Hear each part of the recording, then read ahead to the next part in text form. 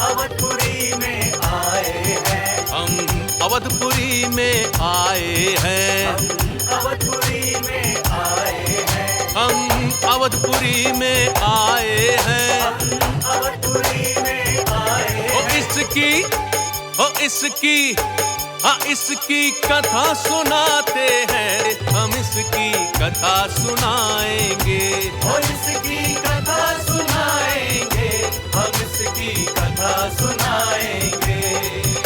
इतिहास रचा जा रहा आज, इतिहास रचा जा रहा आज, पुनः अयोध्या में, आज अयोध्या में, पुनः अयोध्या में, आज अयोध्या में।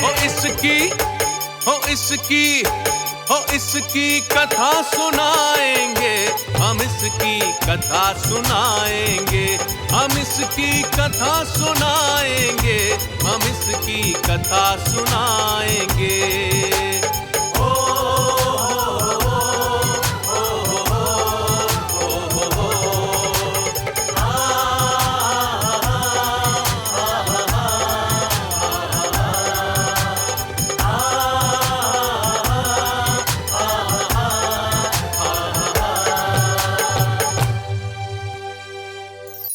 मैं हूं अयोध्या।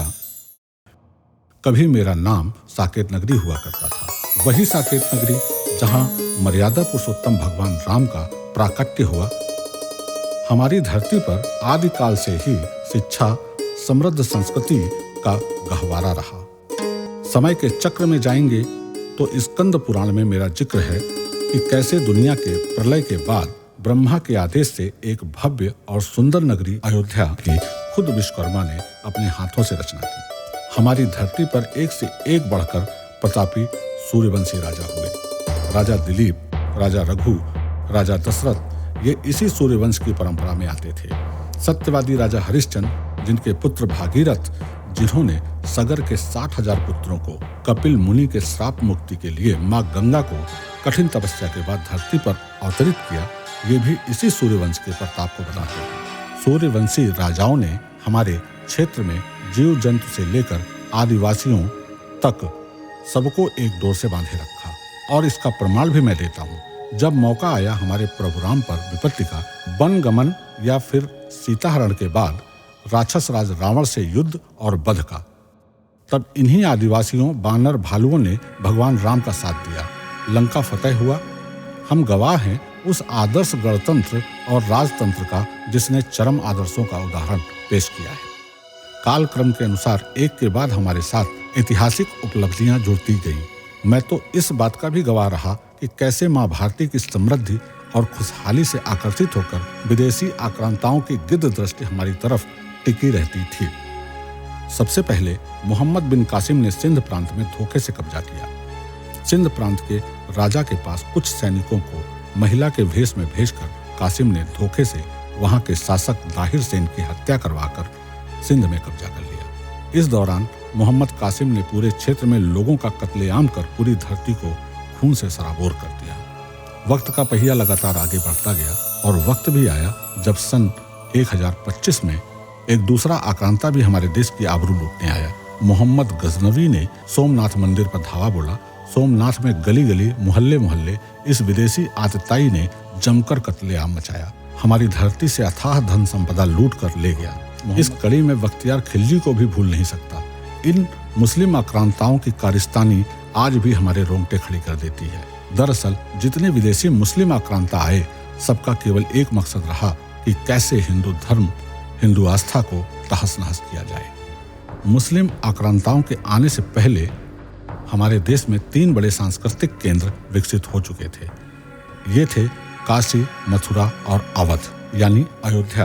भारत केवल सोने की ही चिड़िया नहीं थी, बल्कि शिक्षा का एक बड़ा केंद्र था। 1528 में बाबर जब बिहार विजय के लिए जा रहा था, तभी उसकी मुलाकात फजल अब्बास कलंदर और फकीर आशिकान से हुई, जिसने तंत्र मंत्र दिखाकर बाबर से राम मंदिर विध्वंस कर एक मस्जिद तामीर करने की बात कही, जिसे बाबर ने मान लिया। बस फिर क्या था, हिंदू संस्कृति का केंद्र बन रहे अयोध्या को नष्ट करने की जिम्मेदारी बाबर ने अपने सिपहसालार मीर बाकी ताशकंदी को सौंपी।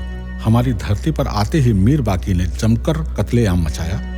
मीर बाकी ने ही हमारे प्रभु राम के मंदिर को तोड़कर उसी के मलबे से एक मस्जिद तामीर कराई, जिसे पहले मस्जिदे जन्मस्थान और अनंतर में बाबरी मस्जिद के नाम से जाना गया। इतिहास गवाह है कि कैसे करीब 30 बार हिंदू राजाओं ने मुस्लिम आक्रांताओं से हमारी धरती को मुक्त कराने के लिए संघर्ष किया। इन मुस्लिम हमलावरों ने अत्याचार की हर हदें पार कर दी। हिंदू महिलाओं को कंधा ले जाकर उनकी सरेआम नीलामी की, वेश्या की तरह उन्हें वहां के बाजारों में पेश किया गया। इतना ही नहीं, जिन्होंने अपना धर्म नहीं छोड़ा उन्हें तरह तरह की यातनाएं दी गई। मुगलिया सल्तनत की समाप्ति और ब्रिटिश हुकूमत के आने के बीच का एक कालखंड रहा जब देश के कई हिस्सों में नवाबों का शासन रहा। इसमें सबसे प्रसिद्ध रहा अवध, हैदराबाद और कोलकाता के नवाबों का घराना। नवाबों के शासनकाल में अय्यासी की चर्चा आम थी। अवध यानी अयोध्या में नवाब काल में ही सुजाउद्दौला की बेवा जोहरा, जिसे बहू बेगम भी कहते थे, अवध की नवाब बनी। हिंदू धर्म की कट्टर विरोधी जिसका आतंक पूरे अवध प्रांत में रहा, इसको हिंदू आस्था और भक्ति से इतनी नफरत रही कि न केवल राम भक्तों का बल्कि माथे पर तिलक लगाने वाले सभी भक्तों पर कोड़ा चलवाती थी। हमारी धरती के प्रताप से इस निर्दयी शासिका का भी अंत बहुत ही बुरा हुआ। अंग्रेज वायसराय वारेन हेस्टिंग्स ने जोहरा का राजपाट छीन लिया। अय्यासी के जीवन से भिखारी बनी जोहरा मानसिक रूप से विक्षिप्त हो गई। दर दर भटकती रही सालों और बाद में इसी हालात में मौत के मुंह में समा गई। अंग्रेजों ने अपने शासनकाल में अंग्रेजी और अंग्रेजियत को हमारे समाज में फैलाने की हर संभव कोशिश की। आजादी के बाद एक अहम घटनाक्रम साल रहा 1949 का, जब राजा बलरामपुर के सहयोग से बाबा अभिराम दास ने हमारी धरती पर प्रकटीकरण यज्ञ संपादित कराया। इस यज्ञ की समाप्ति के बाद एक चमत्कार हुआ। हमारी धरती पर एक बार फिर प्रभु राम अपने जन्म स्थान में छोटे बालक के रूप में प्रकट हुए और जैसे ही उन्हें छुआ गया वो पत्थर के रूप में तब्दील हो गए।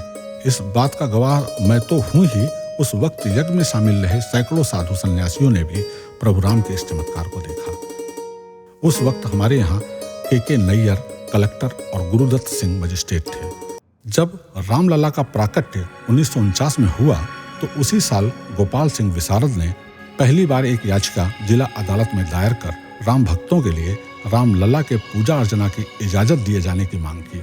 1959 में सुन्नी वक्फ बोर्ड और निर्मोही अखाड़ा ने भी अदालत में अपनी दावेदारी ठोकी। अब शुरू हुई हमारी धरती पर हमारे राजा राम के अस्तित्व की लड़ाई।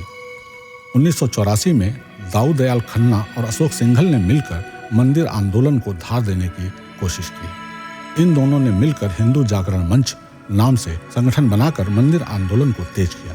गोरखनाथ के महंत अवैधनाथ ने पूर्वी उत्तर प्रदेश में राम मंदिर आंदोलन को जन जन तक पहुंचाया। 1985 में विश्व हिंदू परिषद, बजरंग दल और हिंदू जागरण मंच ने साझा राम रथ यात्रा निकालकर प्रभु श्री राम के जन्म स्थान की उपेक्षा की बात जन जन तक पहुंचाई।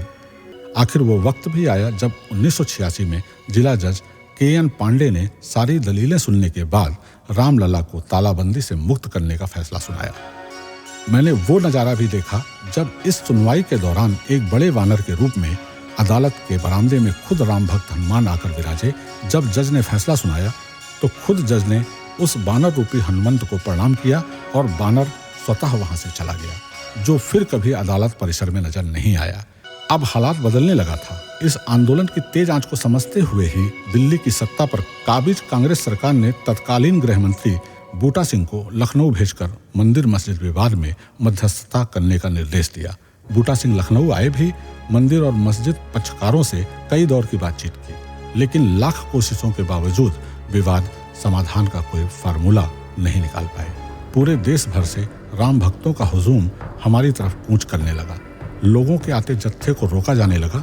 हमारी सीमा के बाहर देश भर से आने वाले मंदिर निर्माण के कार सेवकों पर तरह तरह के अंकुश लगाने की कोशिश की गई। राम भक्तों का जुनून ऐसा रहा कि दिल्ली में मंदिर निर्माण को लेकर जो बड़ा आंदोलन हुआ, दबाव में आकर उत्तर प्रदेश के तत्कालीन मुख्यमंत्री ने इस्तीफा दे दिया। 1990 में जो भयंकर गोलीकांड हुआ, ये एक नए अध्याय की शुरुआत रही। राम जन्मभूमि आंदोलन को धार देने वाला वाकया साबित हुआ। सरकार की खिलाफत अपने चरम पर पहुंच गई और कार सेवकों ने सर पर कफन बांधकर यह संकल्प ले लिया कि अब हर कीमत पर अयोध्या में राम मंदिर का निर्माण होकर रहेगा। वक्त का पहिया बढ़ता गया और राम मंदिर आंदोलन की ही परिणति रही कि 1991 में उत्तर प्रदेश में भारतीय जनता पार्टी की पूर्ण बहुमत की सरकार बन गई। 1992 का एक वक्त वो भी आया जब सूबे की सत्ता पर राम जन्मभूमि आंदोलन के सशक्त हस्ताक्षर कल्याण सिंह काबिज हुए। कल्याण सिंह एक ऐसे शख्स रहे जो खुद चाहते थे कि रामनगरी में बाबर का मस्जिद हटाकर वहां रामलला का भव्य मंदिर बने। तारीख 6 दिसंबर 1992 कार सेवकों के अयोध्या कूच को कोई भी ताकत नहीं रोक पाई। लाखों की तादाद में देश भर से पहुंचे कार सेवकों ने विवादित स्थल पर बने मस्जिद का अस्तित्व ही समाप्त कर दिया। अदालत में मामला जिला अदालत से बाहर निकलकर लखनऊ हाईकोर्ट पहुंच चुका था। यहां लगातार इस मामले की सुनवाई जारी रही। इसके अलावा बाबरी विध्वंस को लेकर भी लगातार सुनवाई होती रही। अटल, आडवाणी, मुरली मनोहर जोशी, उमा भारती समेत मंदिर आंदोलन से जुड़े बड़े दिग्गजों की हाईकोर्ट में पेशी तक हुई और आखिर में वो भी वक्त आया जब हर तरफ इस बात को लेकर चर्चा तेज हो गई कि अब अदालत में सालों से चले आ रहे राम मंदिर विवाद पर फैसला आने वाला है। मंदिर के लिए आंदोलन करने वालों के लिए हाईकोर्ट के लखनऊ बेंच से खुशी तब आई जब अदालत ने लंबी सुनवाई के बाद 2010 में मंदिर पक्ष में फैसला सुनाया। लेकिन अदालत के इस फैसले के बाद सुन्नी वक्फ बोर्ड ने फैसला स्वीकार करने के बजाय सर्वोच्च अदालत का दरवाजा खटखटाने का मन बना लिया। मामला सर्वोच्च अदालत यानी सुप्रीम कोर्ट पहुंच गया। देश में मोदी युग का आगमन हुआ। अब राम भक्तों को यह उम्मीद जगी कि शायद सरकार की तेज पैरवी से सुप्रीम अदालत जल्द कोई फैसला सुनाएगा। 9 नवंबर 2019 का वो दिन मेरे और राम भक्तों के लिए नई उम्मीद लेकर आया। पूरा विवादित स्थल रामलला को मिला और मस्जिद के लिए उस परिसर से अलग 5 एकड़ जमीन देने का फैसला आया। मेरा और हर राम भक्त का सालों से देखा सपना पूरा हुआ। मेरी बाछी खिल गई। एक बार फिर पूरे देश में मंगल गीत गाया जाने लगा। मैंने महसूस किया कि हर एक राम भक्तों के चेहरे पर चमक आ गई। फैसले के बाद हमारे सरयू के तट पर भव्य दीपावली मनाया गया। मैं उस वक्त का भी गवाह बना जब खुद देश के प्रधानमंत्री नरेंद्र मोदी ने मेरी धरती पर आकर मेरे राम के भव्य मंदिर की बुनियाद रखी। मेरे चेहरे पर चमक बढ़ती ही जा रही थी। मैं खुशी से फूला नहीं समा रहा हूँ। आखिर हो भी क्यों ना। इसके पहले मेरी बेबसी और लाचारी को आप सबने देखा और आज मेरे आगोश में मर्यादा पुरुषोत्तम भगवान राम के भव्य मंदिर बनने का संकल्प पूरा हो रहा है।